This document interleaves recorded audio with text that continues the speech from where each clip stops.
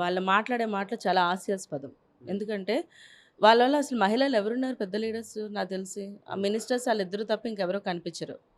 అసలు మా పార్టీతో పోల్చుకునేదానికి వాళ్ళకి అర్హత కూడా లేదు. ఎందుకంటే బీజేపీ పార్టీలో ద్రౌపది ముర్ము ఇలాంటి పెద్ద పెద్ద లీడర్స్ అందరూ కూడా ఈ రోజున పార్టీలో ఒక కీలకమైన స్థానంలో ఉన్నారు. సో, ఇప్పుడు మహేష్ గౌడ్ గారు చెప్పారు. చెప్పారు. కానీ ఆయనకసలు ఎవరిస్తారసలు? ఇప్పుడు రేవంత్ ఉద్దీన్ ఉన్నాడు. రేవంత్ రెడ్డి అంటాడు, రేవంత్ ఉద్దీన్ అంటాడు, రేవంత్ గౌడ్ అంటాడు.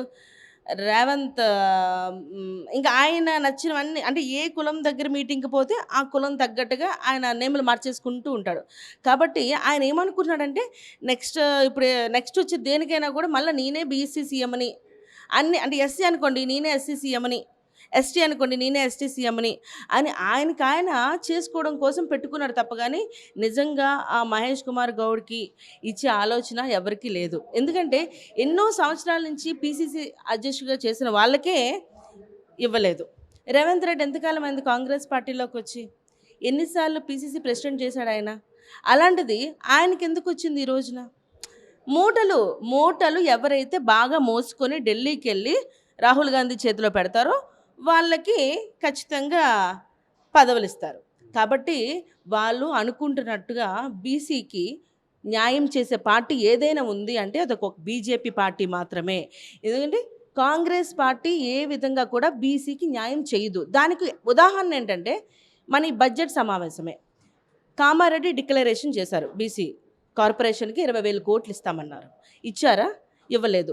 ఆ 20,000 కోట్లు ఇచ్చుంటే ఈ రోజున ప్రతి బీసీ స్టూడెంట్‌కి 1,00,000, 2,00,000 రుణాలనేది ఈజీగా వచ్చేది. చేయి ఖర్చుకు ఏదో ఖర్చులకి. కానీ అది చేశారా? చేయలేదు.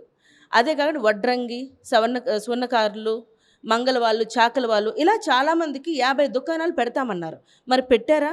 నీకు నిజంగా బీసీలంటే అంత అభిమానం, అంత ప్రేమ ఉంటే నువ్వు ఈ బడ్జెట్‌లోని ఎందుకు బీసీ డిక్లరేషన్ నువ్వు చెప్పినట్టుగా చేయలేదు? అంటే నీవన్నీ కూడా ఉత్త మాటలు. నీ ఓటు రాజకీయం కోసం ఈరోజు బీసీ మళ్ళా కావాలనుకుంటున్నావు. ఒకప్పుడు మైనారిటీ ఓట్ల కోసం అజారుద్దీన్‌ని మినిస్టర్ చేసావు ఓవర్‌నైట్. ఆయన ఎంత గనుడో మనందరికీ తెలుసు. మ్యాచ్ ఫిక్సింగ్‌లో ఎంత గనుడో తెలుసు. ఆయన కోట్ల చుట్టూ తిరుగుతున్నాడు. దేనికోసం తిరుగుతున్నాడు? సో, ఇలా కుంభకోణాలు చేసే వాళ్ళందరికీ కూడా వీళ్ళు సపోర్ట్ చేస్తారు తప్ప నిజంగా బీసీ నాయకులకి, బీసీకి వాళ్ళిచ్చే అవకాశం ఎటువంటిది లేదు. అసలు బీసీ సపోర్ట్ పార్టీ ఏదైనా ఉంది అంటే అదొక బీజేపీ పార్టీయే. ఎందుకంటే వాళ్ళు మహిళలకి అస్సలు వాళ్ళు ఒక గౌరవం అనేదే లేదు. ఎందుకంటే మహిళా అభివృద్ధి అని చెప్పి 2,500 ఇస్తామన్నారు. ఇచ్చారా? ఇవ్వలేదు. తులం బంగారం అన్నారు. ఇచ్చారా? లేదు. వాళ్ళు ఏమిచ్చారని అసలు మహిళల కోసం మాట్లాడాలి మనం?